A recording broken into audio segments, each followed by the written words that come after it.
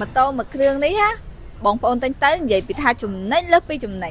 បងប្អូនទាំងអស់គ្នាម៉ូតូ GR-No Plus នេះណាបងទិញទៅនិយាយពីថាជិះអត់រើសវ័យទេជិះបានទាំងប្រុសជិះបានទាំងស្រីហើយបើសិនជាបងស្រីទិញទៅវិញណាគឺថាចំណេញខ្លាំងណាបងប្អូនទី1កែបដាក់អីវ៉ាន់គឺថាធំទលាយមែនតើបងចូលផ្សារទិញអីវ៉ាន់ដាក់អត់មកស្រឡាញ់ដាក់ផ្លែឈើដាក់ម្ហូបអាហារអីគឺថាបានច្រើនទាំងអស់ហើយសំខាន់គេមានតពួកអីវ៉ាន់គេនៅខាងមុខនេះទៀតហើយបើបងដែលគាត់ជាសិស្សសាលាបងដែលជាសិស្សសាលាដាក់អីវ៉ាន់ដាក់ laptop ដាក់កាបូបដាក់សភៅអីក្នុងកែបហ្នឹងគឺថាទលាយកែបវាធំល្អបងសំខាន់កន្លែងចាក់សាំងរបស់គេគឺបងមិនបាច់ចុះពីលើម៉ូតូទេ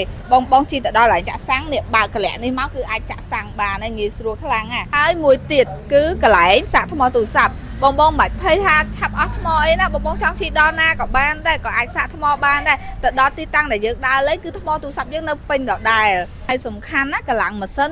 125cc ហើយកង់របស់គេជាប្រភេទកង់អត់ពវៀនណាបងប្អូនគឺកង់តាំងងាយស្រួលជិះខ្លាំងណាបងប្អូនណាហើយរូបរាងគឺថាស្អាតខ្លាំងមែនតើចឹងបងដែលចាប់អារម្មណ៍អាចមកមើលនៅទីក្រុងម៉ូតូទំនើបរបស់យើងបានដែលមានទីតាំងនៅក្បែរអគារ42ជាន់បងប្អូនជិះដល់ស្តុបបាចិនជិះចុះផ្លូវគិរីរម្យហួសស្តុបយូកន្ធរបន្តិចមើលស្ដាំដៃនឹងឃើញប៉ែហាងទីក្រុងម៉ូតូទំនើបរបស់យើងហើយបង